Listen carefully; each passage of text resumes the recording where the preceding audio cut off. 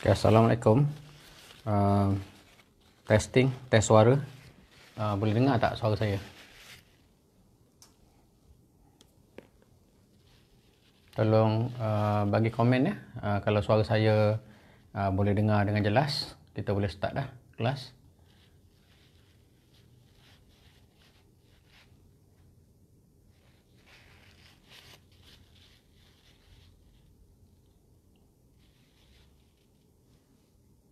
Okey.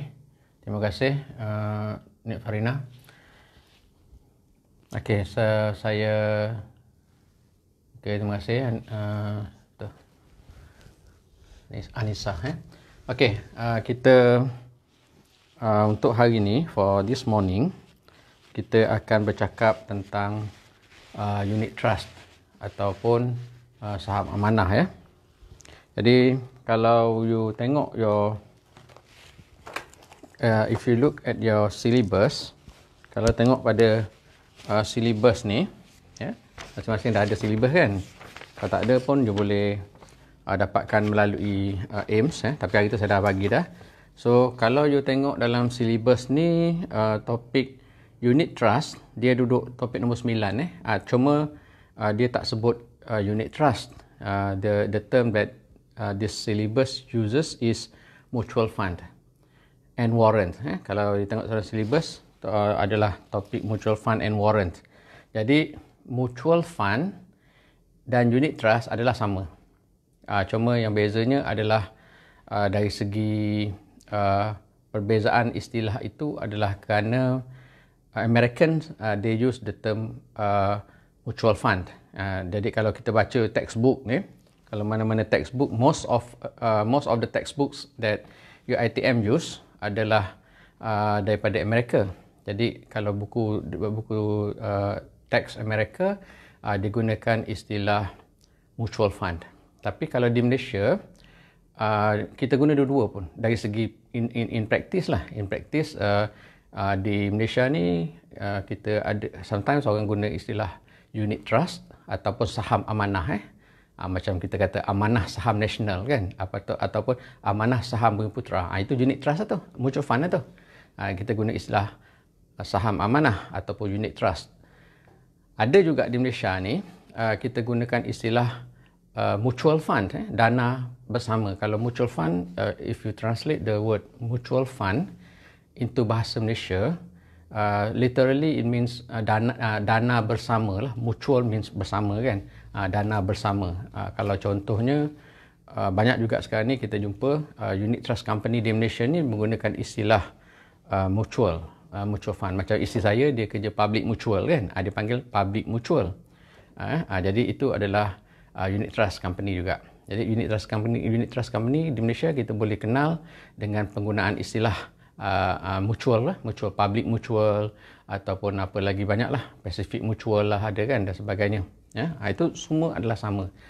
So pagi ni kenapa, first of all you akan tanya kenapa saya skip daripada topik 1 pasal bursa Malaysia, terus kita pergi kepada topik 9 iaitu mutual fund and warrant. The reason adalah kerana dulu saya pernah mengajar FIN 548 dan juga FIN 661. As I mentioned earlier during the first lecture, asal usulnya kod FIN 552 ni adalah penggabungan FIN 548 dan juga FIN 661 kan, FIN 661 and FIN 548.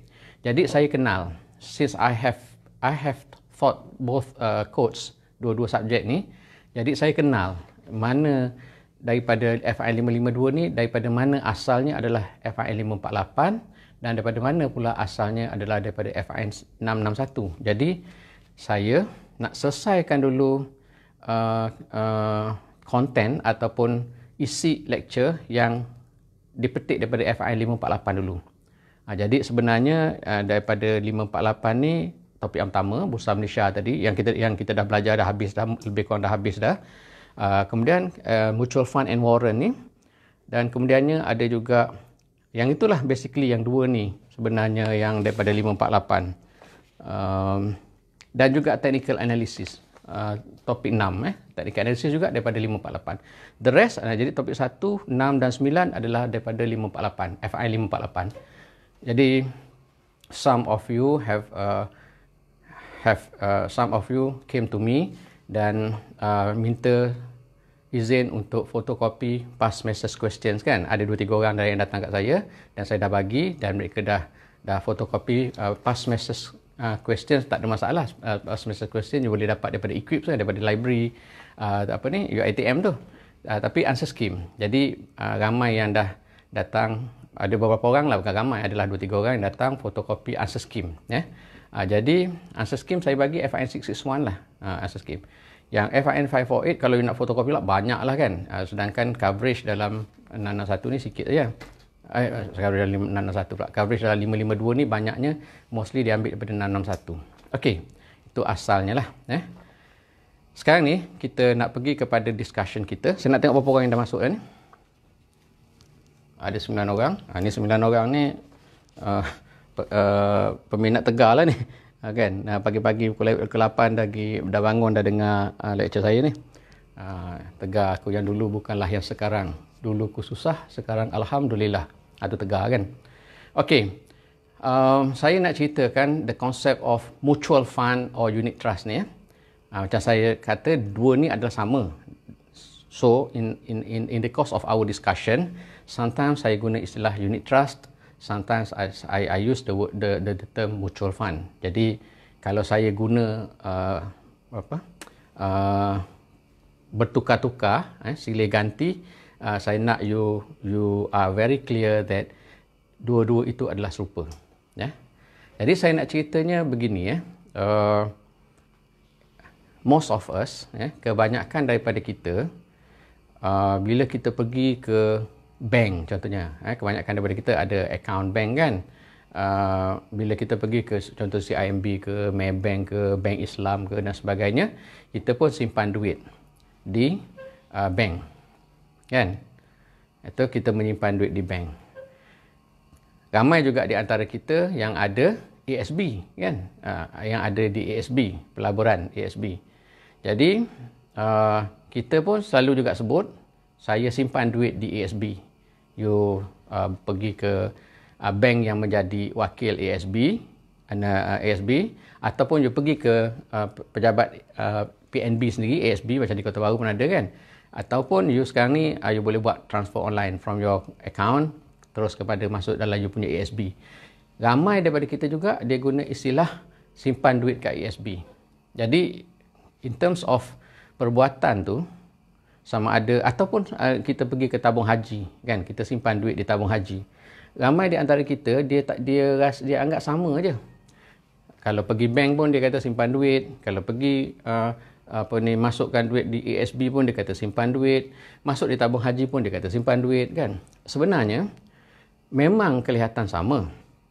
Tetapi all these institutions function differently, berfungsi secara berbeza. Jadi walaupun nampak sama, kita pergi bank, kita simpan duit ASB, kita simpan duit dalam tabung haji. Jadi perbuatan sama, tetapi institusi-institusi ini, bank tak sama dengan ASB. ASB tak sama dengan tabung haji. Tahu, dia tak sama. Jadi orang kita anggap sama aja semua. Jadi hari ni saya nak terangkan kepada you all tentang perbezaan-perbezaan dia dan the nature of business yang berbeza lah. Kalau bank, saya rasa most of you have taken banking courses kan, bank operations ke apa ke sebelum ni, dan you sedikit sebanyak faham how bank operates, bagaimana bank berfungsi. Dia punya konsep bank macam ni. Ni saya cerita beza antara bank dengan unit trust sajalah, dua, banking business dan unit trust. Kalau bank, saya ceritakan you konsep banking dulu, lepas tu saya ceritakan kepada you unit trust. Jadi dia berbeza. Kalau bank, ni saya nak cerita pada you konsep perniagaan bank lah. Bank dia akan duduk di tengah-tengah kan. Ni bank katakan. Nampak dalam video kan. Okey, ni bank. Jadi bank ni dia akan menerima, dia dalam sistem ekonomi kita ni, dia ada ini saya permudahkanlah penerangan ni kan. Dia ada dua unit yang dipanggil, satu adalah surplus unit dan satu lagi adalah deficit unit. Surplus unit adalah orang yang ada duit lebih.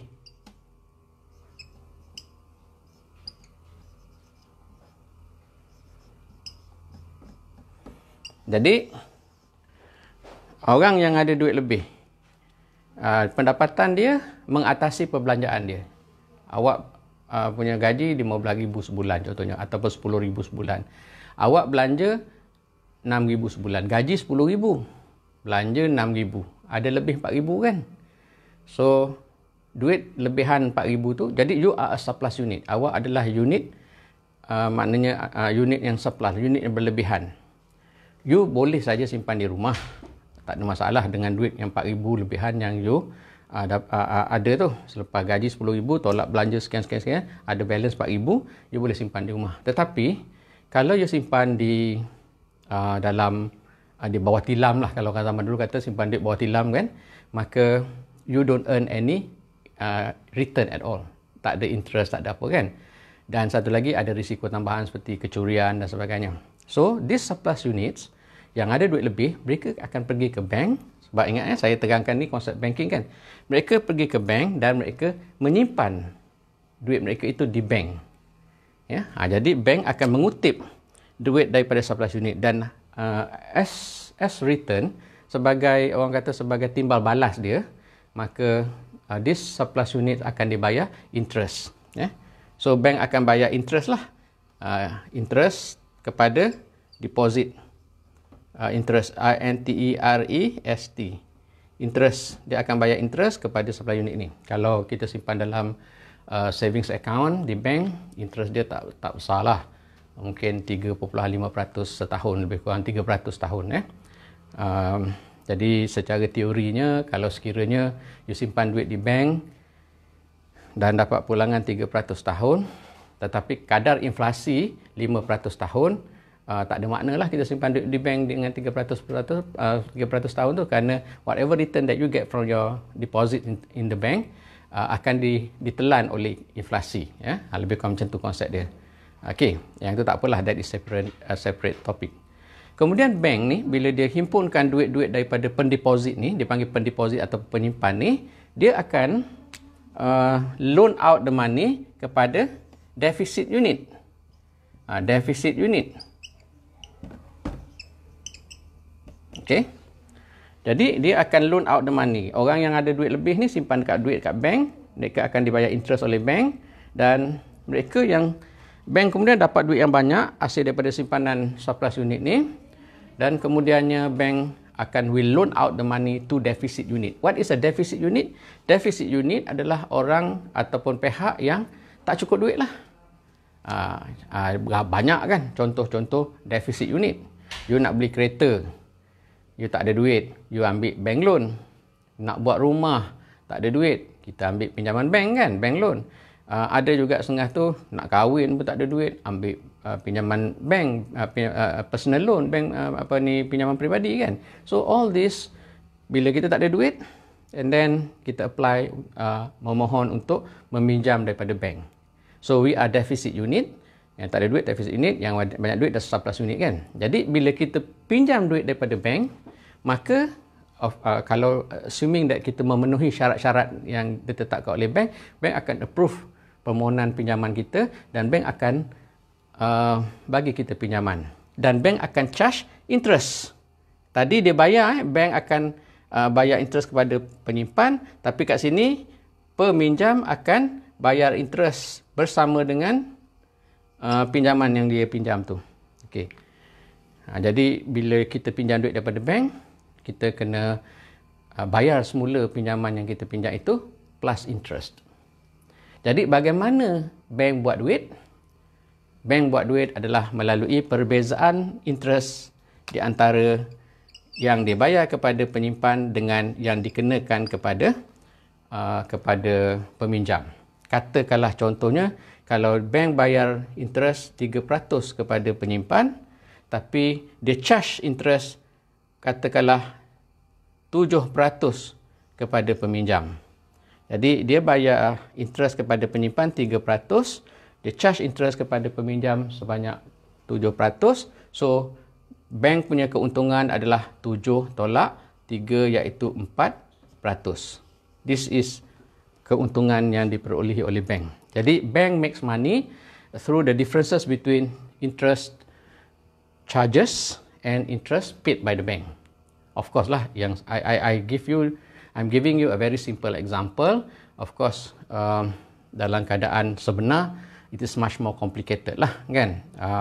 Seperti bank kena bayar overhead cost, gaji staff dan sebagainya dan sebagainya.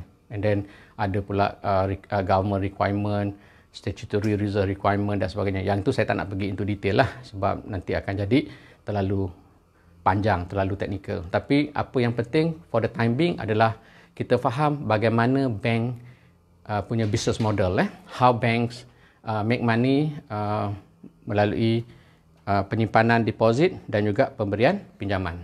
Itu adalah banking business. Itu adalah banking business.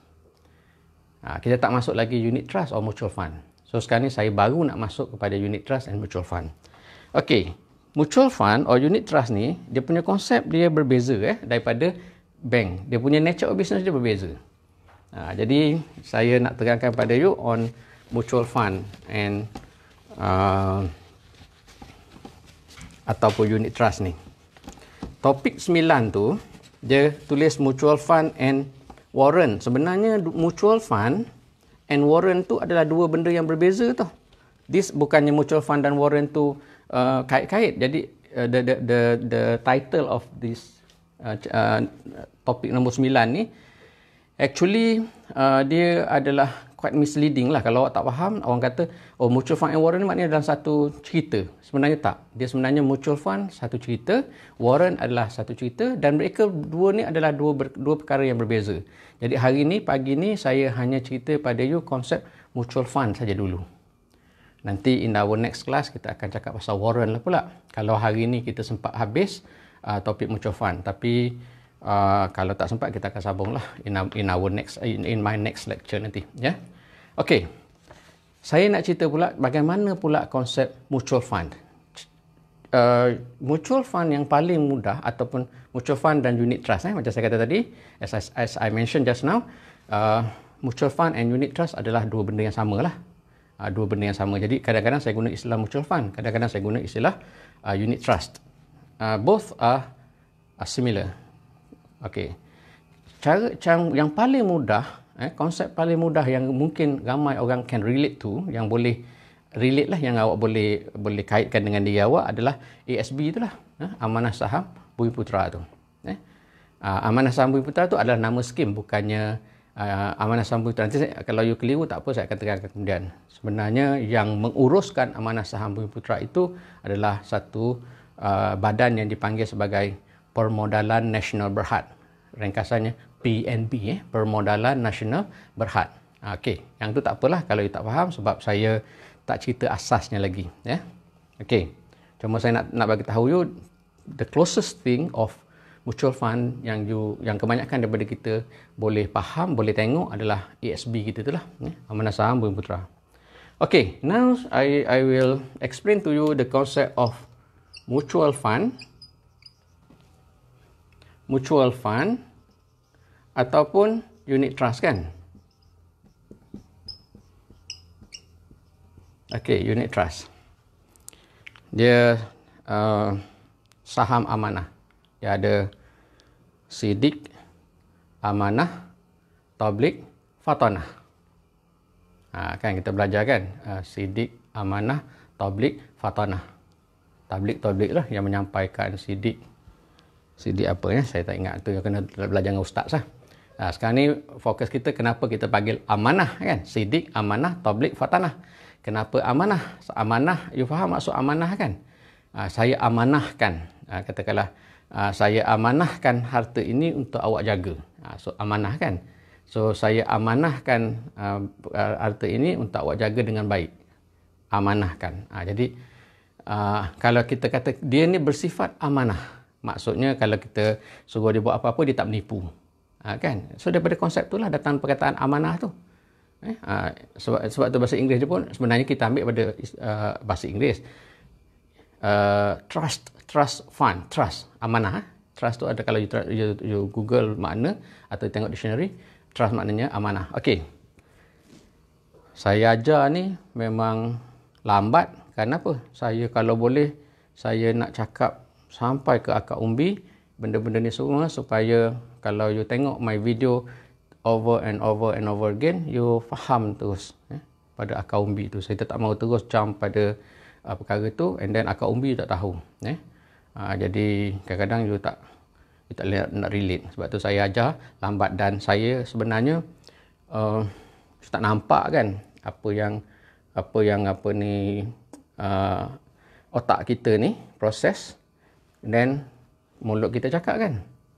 Keluarlah suara, adalah proses-proses tu, keluarlah suara melalui peti suara lah, apalah, kita belajar sains kan. Kalau you nampak apa yang ada dalam otak kepala saya ni dengan apa yang keluar daripada mulut saya ni, dalam otak kepala ni penuh macam-macam, berebut-rebut nak keluar tu.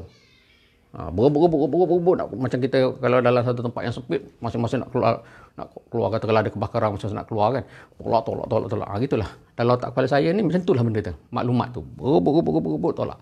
Tapi pintu kecemasan hanya satu, mulut saya ni satu.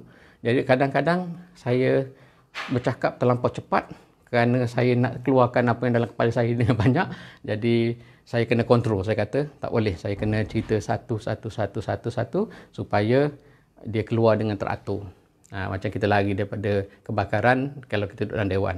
So itu yang saya cuba buat sekarang ni, ya. Kita kena atur dia supaya dia keluar dengan teratur. Okey. Faham ya? Konsep dia lebih kurang gitulah. Dia punya contoh dia. Okey. Sekarang ni, konsep saham amanah ni begini tau. Katakanlah, saya nak bagi contoh. Katakanlah kita, okey, saya tak payah bagi contoh lah, panjang sangat. Okey, saham amanah ni begini. Kita ambil contoh ASB lah. ASB, sebab ASB ni semua orang dah familiar. Okey. Jadi, kita tengok contoh ASB.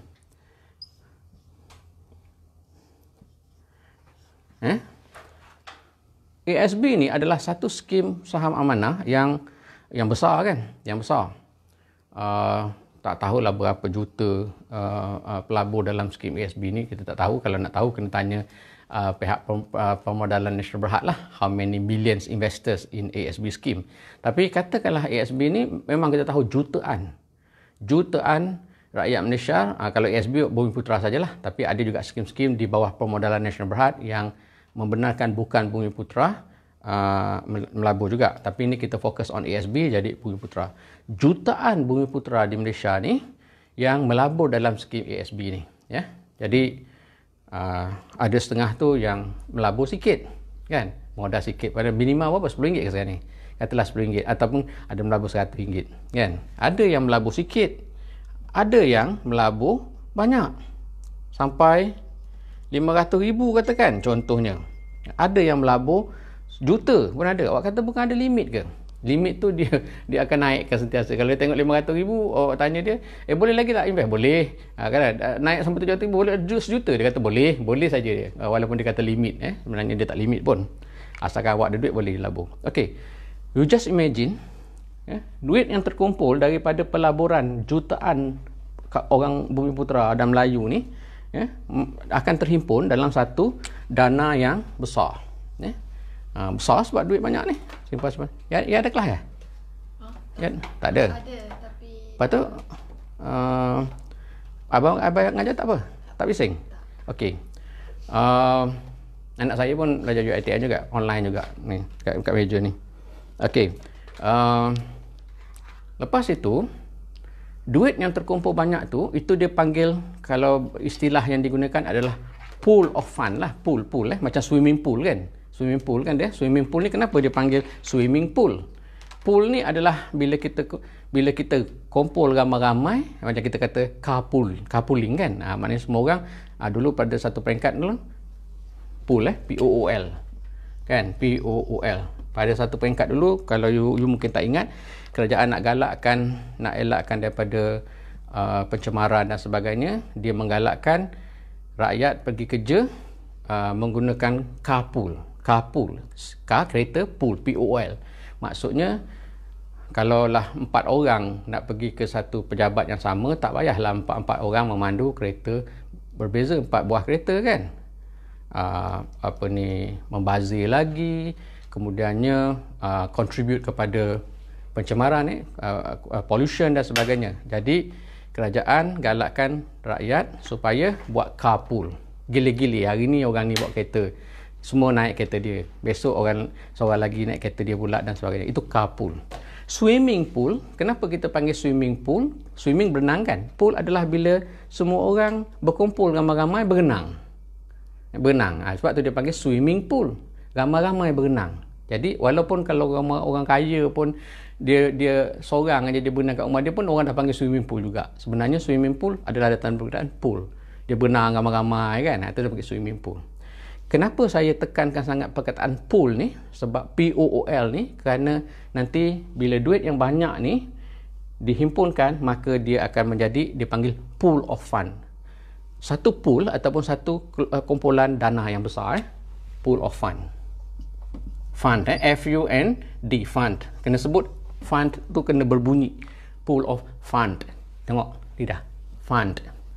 Kalau you sebut pool of fund, fund F-U-N, bunyi dia dah jadi macam apa? Fund ni maknanya ceria, gembira. Dia lain. Kalau fund ada D, dana.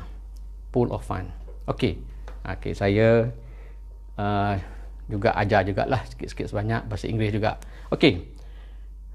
Ini dana yang besar ni, this pool of fund, akan diurus tadbirkan ataupun will be managed by satu pihak yang dipanggil sebagai trustee. Trustee. So dana yang banyak ni akan diuruskan oleh trustee ataupun pemegang amanah. Pemegang amanah. Apakah yang boleh dilakukan oleh trustee ini? Bergantung kepada perjanjian antara trustee dengan pelabur lah. Jadi ada perjanjian sebenarnya yang dipanggil trust deed. Kita je tak tahu bila kita invest dalam ASB, bila kita invest dalam ASB, kita tak pernah ambil tahu pun apakah perjanjian kita dengan pihak pengurusan ASB.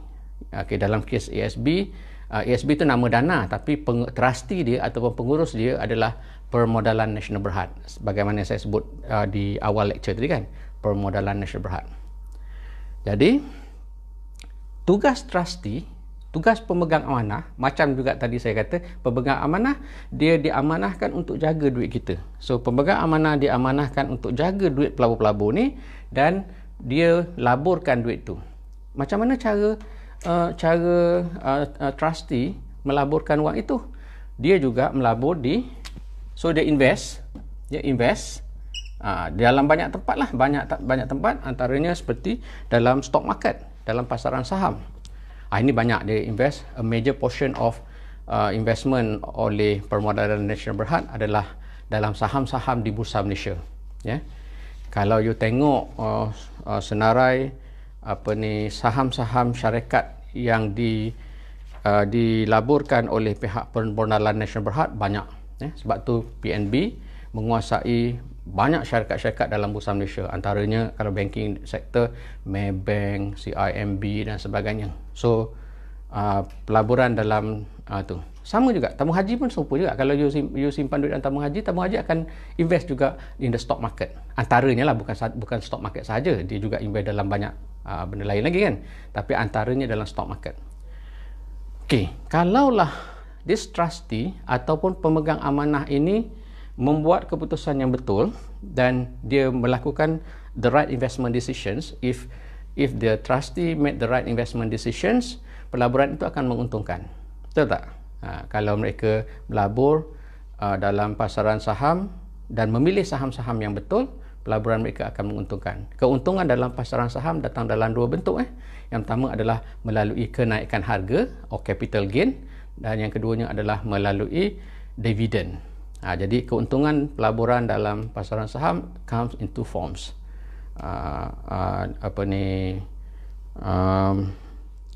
Kenaikan harga atau capital gain.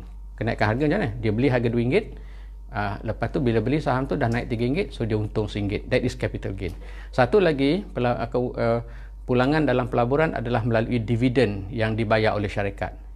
Let's say for example, Permodalan Nasional Berhad beli saham TNB. TNB untung. TNB bayar dividen. Jadi bila TNB bayar dividen, maka itu contribute kepada keuntungan pelaburan tu. Okey, apabila keuntungan pelaburan itu diperolehi, dia akan pulangkan balik kepada pelabur dalam bentuk dividen.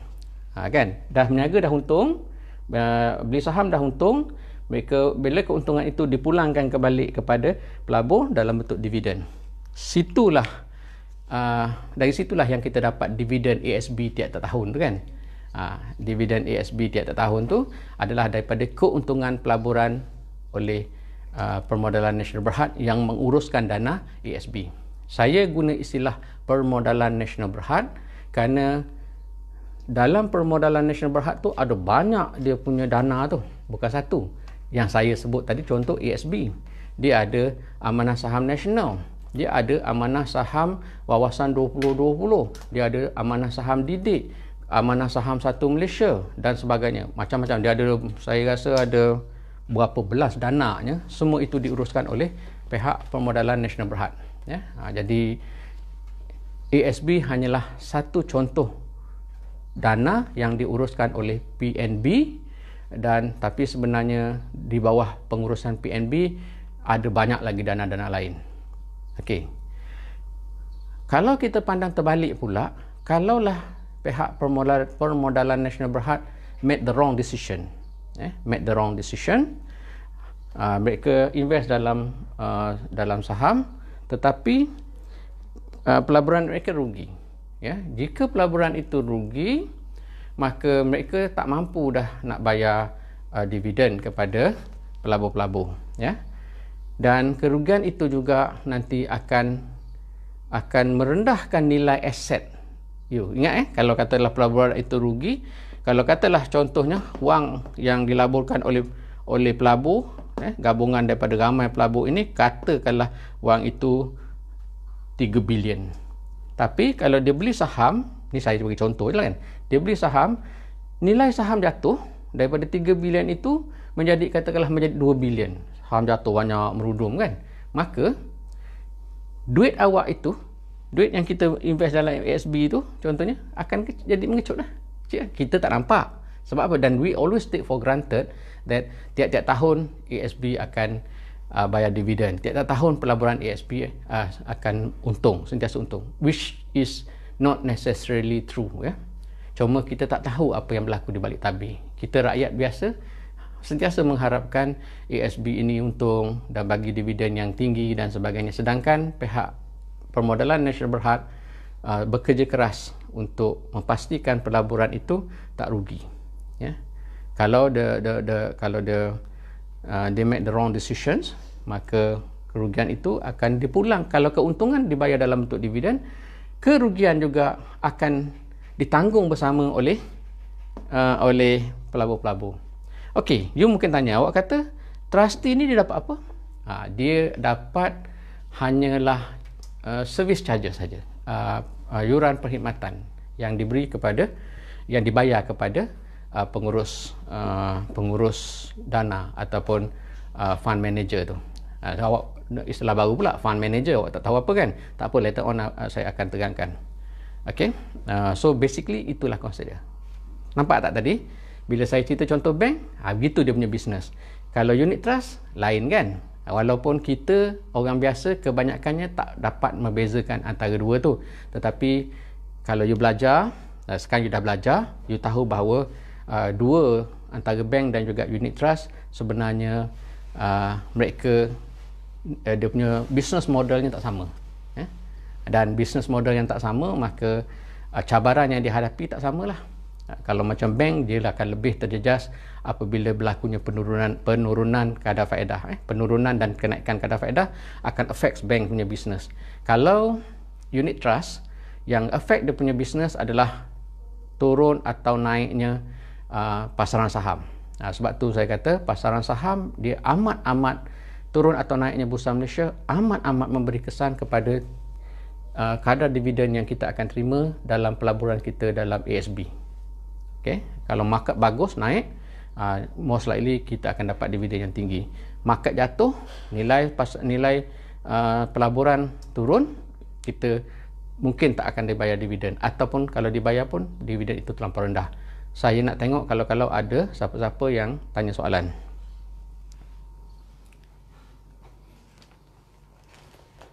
Kalau ada soalan boleh type.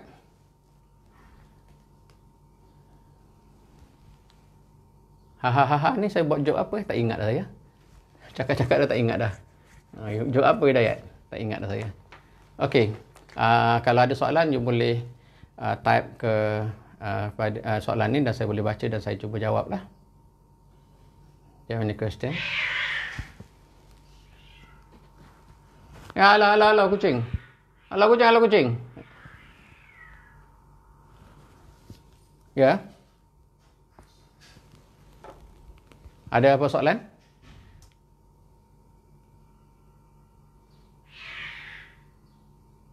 Do you have any question?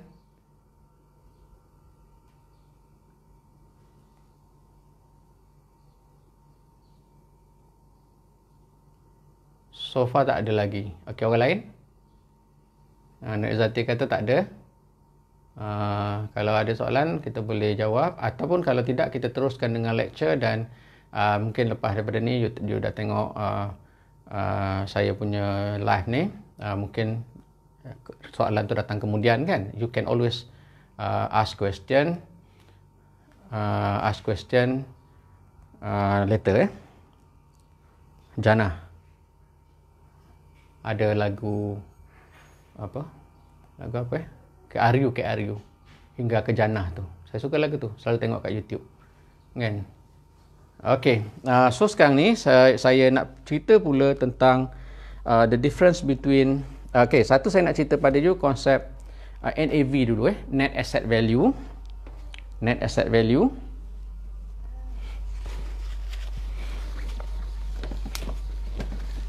Dan kemudian lepas daripada tu saya akan cerita tentang open ended and close ended. Jadi hari ni kalau boleh kita nak habiskan topik unit trust ni. Sebenarnya kita nak kalau bercakap pasal any topik sebenarnya dia apa juga topik sebenarnya dia adalah luas. Seamless, orang putih kata seamless means tak ada tebing kan, dia tidak bertebing panjang sangat. Tetapi bila saya cakap kita habiskan satu-satu topik tu tak habis sebenarnya, tetapi kita bercakap within the framework of belajar kelas ni dan for the purpose of penyediaan menjawab soalan peperiksaan dan sebagainya. Jadi topik tak habis tau. Kalau orang kata kita selesaikan topik ni, kita pergi pada topik lain, tak ada. Sebab sebenarnya discussion on apa-apa juga topik sangat-sangat meluas. Kan? 3 hari 3 malam tak habis kalau nak cakap pasal unit trust. Tetapi bila saya cakap kita dah habis topik tu, bermaksud kita dah habis belajar dalam skop untuk menjadikan pelajar-pelajar saya boleh menjawab soalan peperiksaan. Boleh faham setakat tu. That is what I mean by finishing a topic. Bila saya cakap dah habis satu topik. Okay. Now saya nak cerita pada you konsep NAV ataupun net asset value.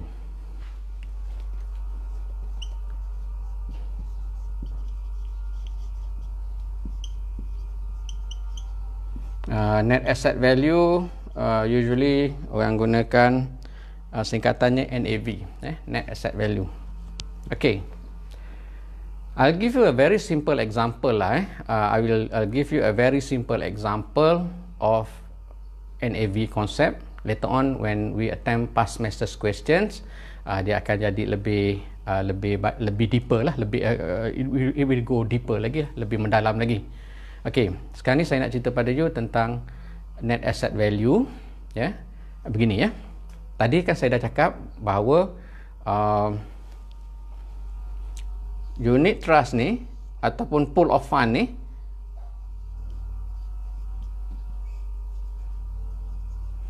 pool of fund ini ataupun dana tu disumbang oleh ramai pelabur. Kalau in the case of ASB, kita tak tahu berapa juta dalam Malaysia ini yang melabur dalam skim ASB. Sebab tu saya kata kalau betul-betul kita nak guna istilah yang tepat, kita tak boleh sebut saya simpan duit di ASB. Walaupun orang kerap kali guna istilah tu kan. The right term adalah saya melabur dalam ASB. Saya melabur dalam ASB. Kalau saya simpan duit di bank, kalau simpan duit, saya simpan duit di bank. I keep my money in the bank. I invest in ASB.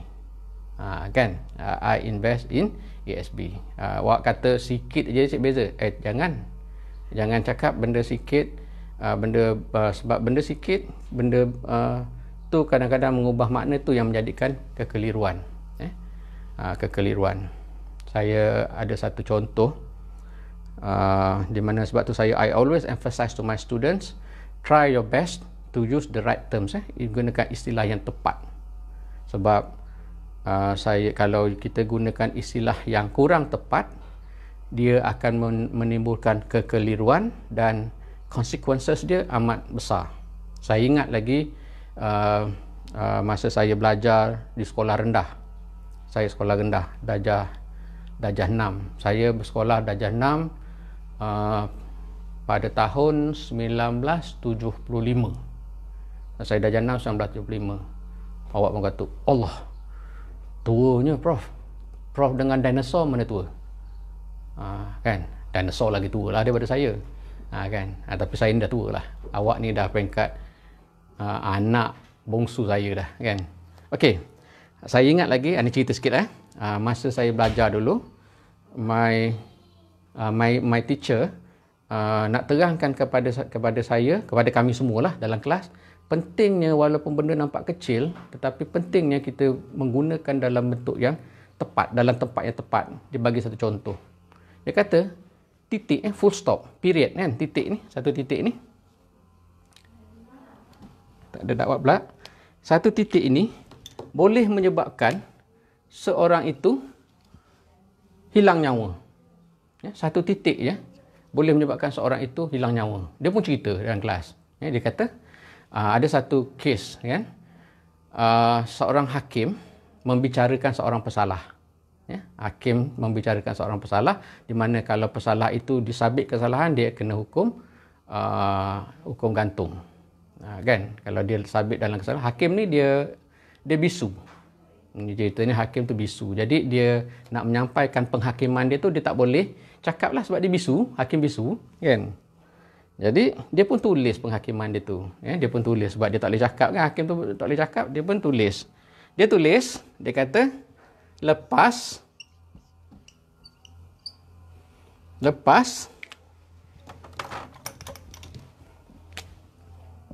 jangan gantung. Jangan gantung. Saya semalam saya janji nak refill dakwat pen saya ni. Tak ingat pula. Hakim tu kata, lepas, jangan gantung. Entah macam mana steno yang menaipkan penghakiman hakim tu salah tepat titik perpuluhan. Jadi dia letak kat sini. Lepas jangan gantung. Jadi pesalah tu akhirnya kena gantung. Padahalnya hakim tu kata lepas jangan gantung. Dia type lepas jangan gantung. Jadi poin yang cuba disampaikan oleh cikgu saya itu adalah, dan saya ingat lagi walaupun saya belajar benda ini tahun 85, 85, 2005, 2015, 45 tahun dah saya belajar benda ni, dan it still stuck in my mind. Sebab apa? Sebab saya nampak benda tu sangat-sangat betul, dan sebab tu I always emphasize to my students, you must use the right term. You must use the right term. Macam saya cakap hari tu kan in my previous lecture. Saya kata untung dan revenue, perolehan dan juga keuntungan tak sama. Tak sama maksud. Jadi, okay. Back to our discussion. Apa tadi? Saya lupa dah. Lupa dah tadi. Dah banyak sangat dia tu. Dah tak ingat dah yang kita asal ni. Okey. Sekarang ni katakanlah saya dah lupa dah tadi asalnya. Duit-duit yang terhimpun ini, yang disumbangkan oleh ramai. Tadi saya gunakan istilah, saya cakap tadi sebab orang kita semua guna istilah simpan. Dekat bank kita guna simpan, ASB kita guna simpan, tabung haji kita guna simpan. Sedangkan hakikat sebenarnya kalau di bank kita kata simpan. Keep the money, saving, we save the money. Kalau dalam ASB ataupun dalam sebarang unit trust, kita kata labur. We invest the money. Itu tadi asalnya, sebab tu saya cerita panjang tadi kan. Okey. Sekarang kita pergi kepada discussion kita. Jadi, pool of fund ni, duit tu banyak impun kan, dan duit tu banyak. Ni contoh ASB lah, duit tu banyak. Jadi, duit yang banyak ni, katakanlah nilai duit ni 500 juta. Ya? 500 juta.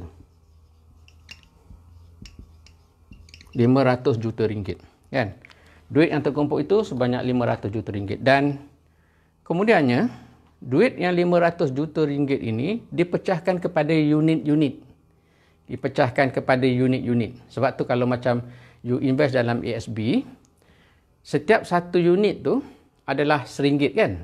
Jadi kalau katakanlah 500 juta dibahagikan dengan 500 juta unit, 500 juta units, bermakna for each unit nilai dia adalah RM1 kan.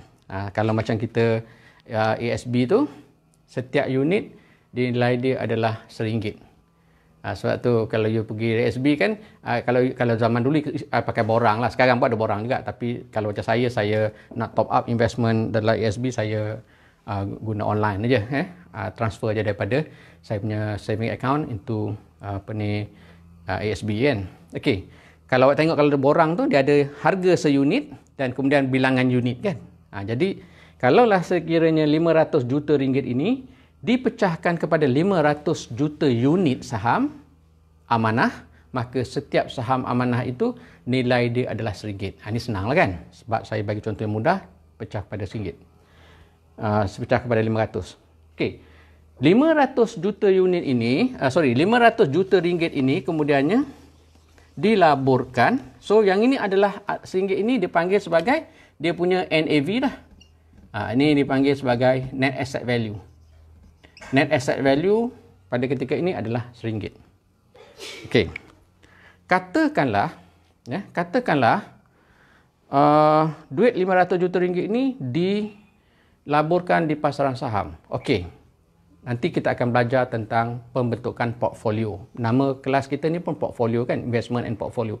Portfolio means duit yang 500 juta yang dilaburkan oleh pelabur-pelabur ni tadi, ramai kan, tidak dilaburkan dalam satu saham sahaja ataupun satu jenis saham saja. That would be too risky. Katakanlah kalau you ada 500 juta ringgit, you dump all the 500 million ringgit of money, beli saham, satu saham je katakanlah, beli saham Malaysia Airlines saja contohnya. Okay, kalau you buat macam tu, that is not a very good strategy. Why? Because if anything happen to Malaysia Airlines stocks, maka pelaburan awak akan rugi. Contoh macam sekarang kan, bila berlakunya COVID-19, semua syarikat-syarikat penerbangan terjejas, including Malaysia Airlines. Dan ada cakap-cakap sekarang ni, di mana there is a possibility that kerajaan akan membubarkan syarikat Malaysia Airlines ni. Sebab Malaysia Airlines ni adalah sebuah syarikat penerbangan yang bermasalah. It is a wholly owned by the government, dimiliki oleh kerajaan. Niaga rugi, bila rugi dia perlukan cash injection, kerajaan perlu tambah duit, dan kalau perbuatan itu berterusan, duit kerajaan adalah duit hasil kerajaan yang dikutip melalui cukai, melalui macam-macam lah kan. Zaman dulu ada GST, sekarang SST, cukai dan sebagainya. Jadi bila kerajaan gunakan duit kerajaan untuk membantu syarikat kerajaan yang bermasalah seperti Malaysia Airlines for example, actually the government is using the people's money. Kerajaan guna duit rakyat. Sebab kita yang bayar cukai pada kerajaan. Kalau contoh macam saya pun, selain daripada saya kena bayar GST zaman dulu dan SST sekarang, saya juga kena bayar income tax, cukai pendapatan. Begitu juga your parents kan, your parents, your brother semua yang bekerja kena bayar cukai pendapatan. Jadi bayangkanlah kalau cukai pendapatan hasil kerajaan itu digunakan untuk membantu syarikat kerajaan, milik kerajaan yang bermasalah dan masalah mereka tak selesai juga, maka it is a waste of money. Baiklah duit yang banyak itu digunakan untuk buat benda-benda lain yang lebih bermanfaat seperti buat sekolah, bina hospital dan sebagainya. So that is the reasoning why some people or many people support ura-ura kerajaan untuk membubarkan Malaysia Airlines. Walaupun emotionally speaking kita rasa kecewa kerana kalau dulu syarikat Malaysia Airlines ni terbang merata dunia, dan bila kapal terbang Malaysia Airlines landing di mana-mana lah, di London ke di mana ke, ada gambar wow kan, wow, lambang kapal terbang Mars tu, wow kan, jadi kita feel so proud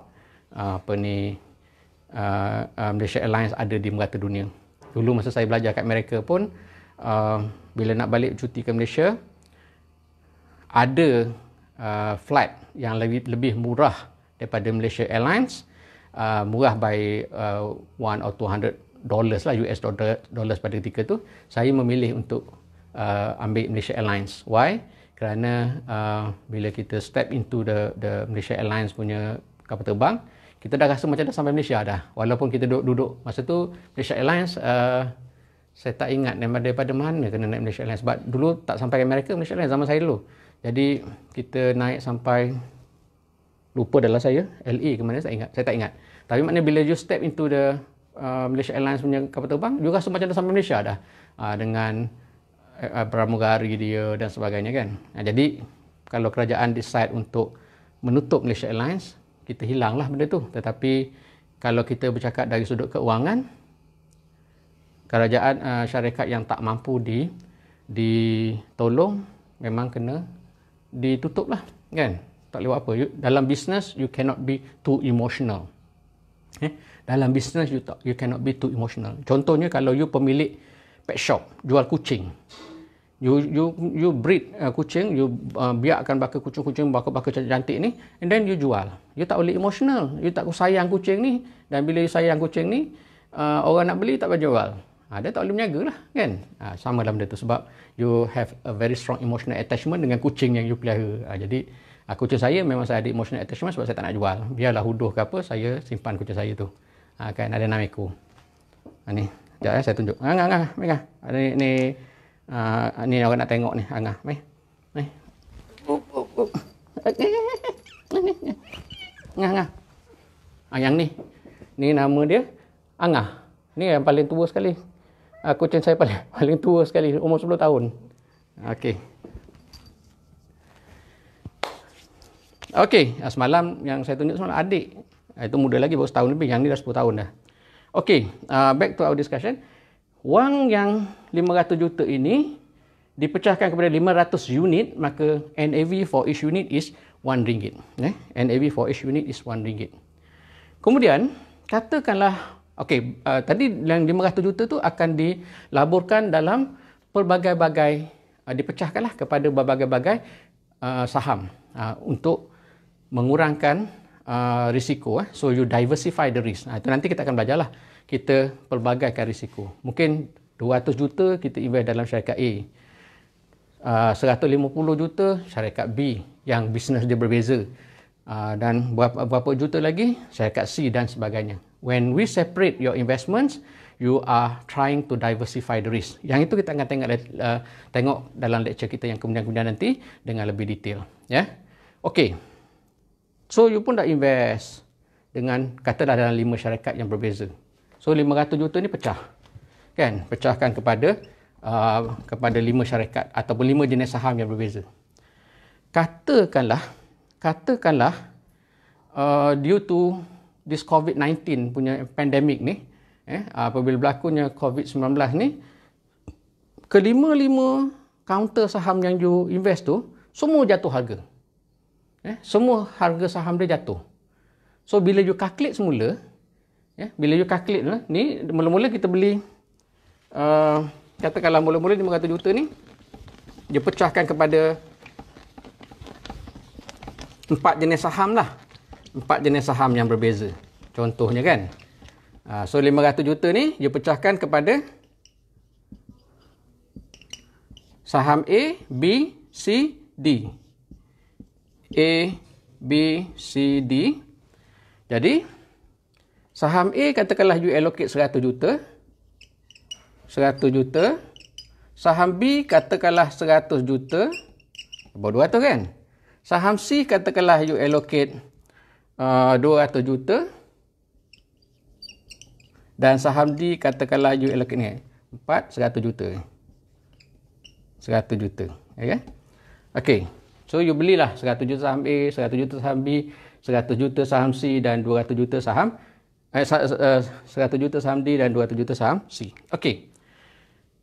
Apabila pasaran saham itu merudum, jatuh, katakanlah after 1 year, you tengok balik nilai saham ni tiba-tiba dah merosot. Yang 100 juta dah tinggal 80 juta. Katakanlah contohnya. Yang ini pun dah tinggal 70 juta dan sebagainya. So totalnya katakanlah after 1 year, duit 500 juta ni dah shrink, dah mengecut, dah tak jadi 500 juta lagi. Katakanlah dah tinggal 350 juta. Ya. Bila you kira balik semula selepas tahun, saham itu, nilai keseluruhan saham itu is no longer 500 million, tetapi now it has become 350 million. Bila you nak calculate balik dia punya NAV sekarang ni, number of units masih lagi number of unit masih lagi 500 juta unit. Sekejap nak ambil calculator sekejap.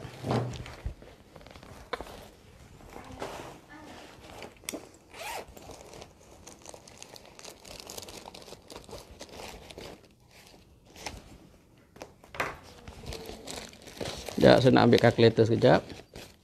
Ada kalkulator.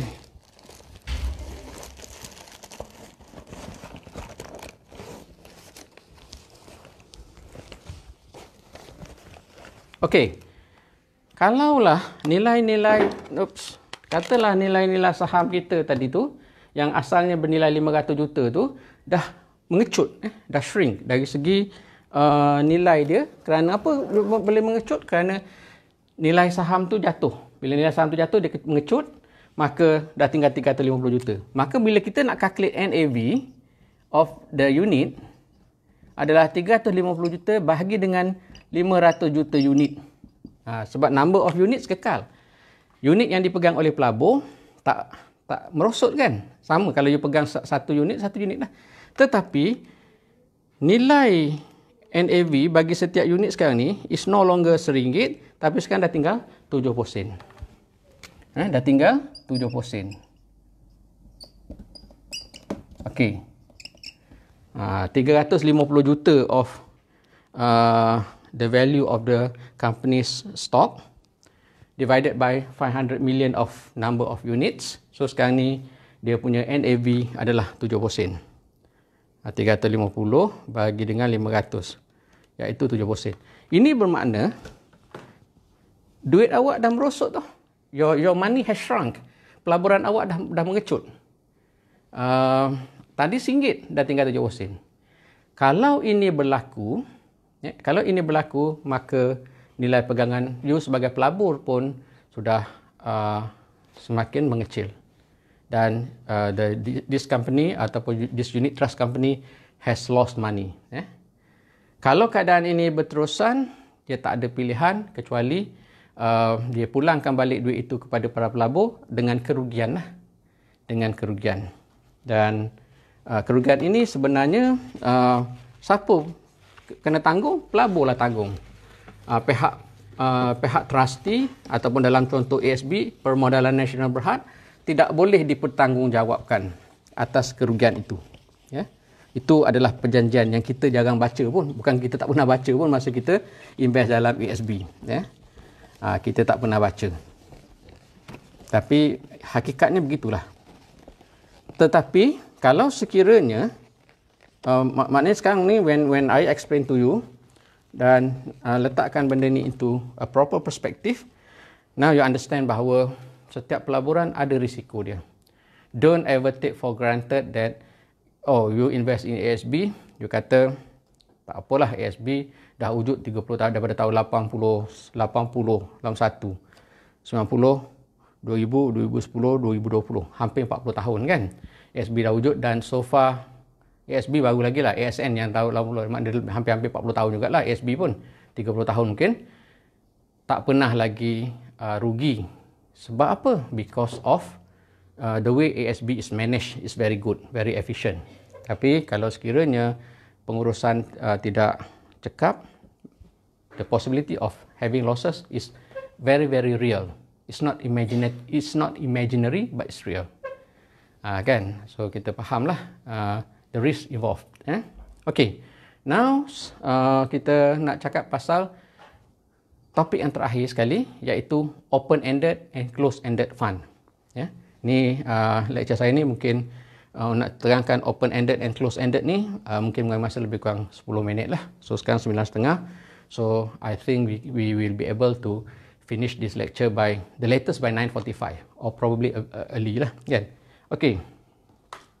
Sekarang ni saya nak cerita pada you tentang open-ended versus close-ended fund.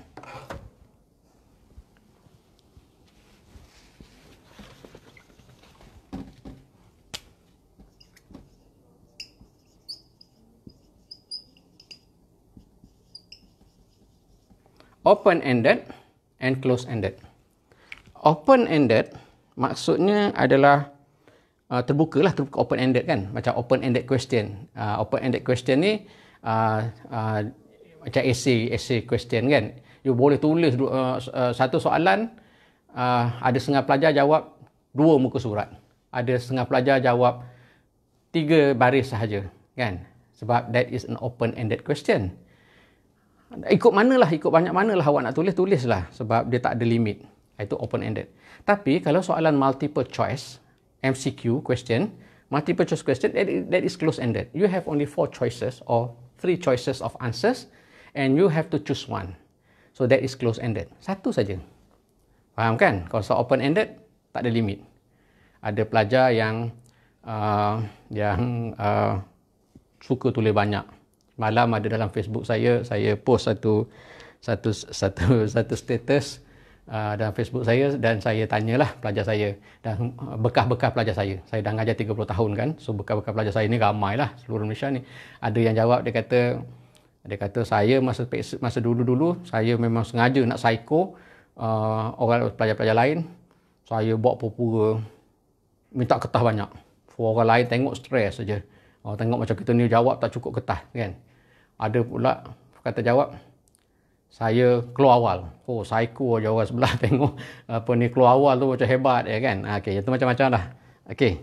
Sekarang ni saya nak cerita pada you tentang open-ended and close-ended ni macam ni. Kalau open-ended, unit trust yang bersifat open-ended, dia tak ada limit dari segi bilangan unit yang dikeluarkan. Bilangan unit dan juga bilangan modal yang diperlukan. Contoh yang paling mudah adalah ASB ya, ASB. ASB is an open-ended.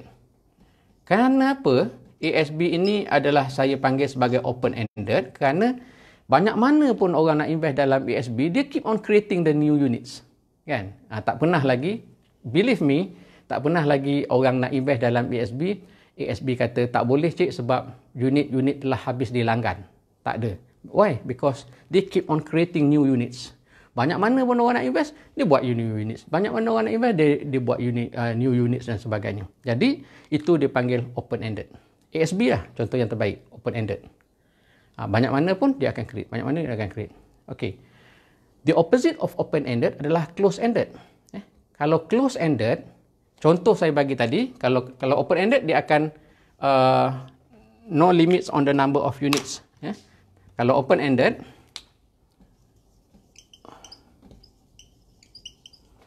tak ada dakwat pula Kalau open-ended, no limits on the number of units. Kan? Contoh paling mudah adalah ASB kita tu. Banyak mana pun orang nak invest, dia akan create new unit. Kalau close ended, dia limit tau. Contohnya, kalau close ended, katakanlah dia limit nilai dana itu 500 juta. Saya guna contoh yang tadi juga, 500 juta ringgit. Maknanya 500 juta ringgit itu dipecahkan kepada 500 juta unit saham, bermakna setiap satu saham amanah adalah RM1 kan. Dan ramai sangat orang nak beli, maka bila ramai sangat orang nak beli, maka kalau unit itu telah habis dijual, ke 500 juta unit saham amanah itu habis dijual, dia takkan jual lagi dah. They no longer create new units. Itu close ended. Habis kalau sekiranya tak dijual, no creation of new units. Okay, kalau sekiranya all the units have been fully subscribed, is there any chance for you to buy the units? You dah miss the chance. You tak dapat beli saham tu kerana saham tu dah habis dibeli. Is there any chance for you untuk beli saham amanah itu? Kalau dia close ended. Boleh. Dengan syarat ada orang nak jual lah. Dengan syarat ada orang nak jual. Kalau ada orang nak jual, daripada 500 juta unit tu dimiliki oleh ramai kan. And then ada orang yang nak jual unit tu, you boleh beli. Tapi kalau tak ada orang nak jual, you can no longer subscribe, you can no longer buy the units lah. Ya. Itu adalah close ended. Okey. Contoh saya bagi contoh yang berkonsepkan close ended, walaupun sebenarnya ni bukan unit trust, adalah Bursa Malaysia lah. Saham di Bursa Malaysia adalah close ended sebab once you dah keluarkan, ingat semalam kita belajar pasal IPO kan, once you dah produce banyak mana saham itu sajalah yang diniagakan. Kan? Tak boleh dah nak beli. Tapi kalau nak beli boleh, tapi ada orang yang sanggup jual, kena beli. Macam BSKL tu ada, ataupun di Bursa Malaysia tu adalah close ended. In terms of the pricing of the unit, kalau the pricing of the unit, kalau bagi open ended, nilai setiap unit itu ataupun harga setiap unit itu ditentukan oleh, ni saya kena erase dah. Sini masalah dia, limitation dia adalah bila kita guna kat rumah ni tak ada whiteboard besar.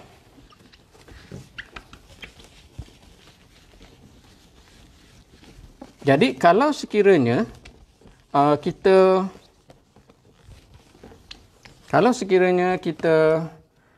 gunakan open ended, dia punya pricing of each unit is determined by its NAV. Pricing harga unit, setiap unit itu ditentukan oleh the NAV of the unit. NAV macam saya bagi tahu tadi kan, nilai saham yang dilaburkan dibagikan dengan number of units. Kalau nilai saham yang dilaburkan itu makin meningkat, NAV dia makin naik lah. Kalau nilai saham yang dilaburkan itu makin merosot, maka NAV juga akan semakin turun. Okey. Bagi close ended, for close ended,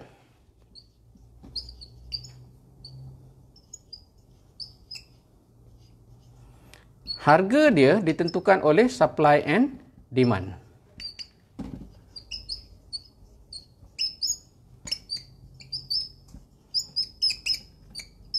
Okay, for close-ended unit trust, harga satu-satu unit tu ditentukan oleh supply and demand. Macam harga saham di Bursa Malaysia lah. Harga saham di Bursa Malaysia ditentukan oleh supply and demand. Ramai orang nak beli, harga naik. Kalau ramai orang nak beli berbanding dengan orang yang nak jual kan, maka harga naik. Kalau ramai orang nak jual berbanding dengan orang nak beli, harga akan jatuh. So itu adalah based on supply and demand. Walaupun sebenarnya setiap saham di Bursa Malaysia, ini saya cakap pasal saham bukan unit trust. Setiap saham di Bursa Malaysia ada nilai dia tersendiri. Kalau dalam unit trust kita panggil NAV kan. Kalau dalam saham yang disenarai di Bursa Malaysia tu kita panggil dia intrinsic value, nilai intrinsik. Kita akan belajar later on intrinsic value. Tapi sebenarnya harga saham di Bursa Malaysia walaupun ada intrinsic value dia, intrinsic value tu macam NAV lah. Intrinsic value dia, tetapi the price is solely determined by supply and demand. Ya, supply and demand. Dia tidak semestinya menggambarkan nilai saham itu, nilai intrinsik saham itu. Nilai intrinsik means nilai dalaman ataupun nilai sebenar saham itu. Okay. Saya rasa kita more or less cover dah lecture on unit trust. We have covered all you need to know about unit trust. Dan saya akan bagi compilation of soalan-soalan on unit trust. Kalau tak sempat hari ni pun tengoklah dalam masa beberapa hari ni. Dan in our next lecture kita akan cakap pasal warrant pula. Kita akan cakap pasal warrant. Saya nak habiskan unit trust and warrant ni ataupun mutual fund and warrant ni. Kemudian barulah kita cerita balik kepada balik pada topik nombor 2 dalam silibus kita. Ni kita cakap pasal topik nombor 9 kan. Okay, nanti saya tengok kalau ada apa-apa soalan.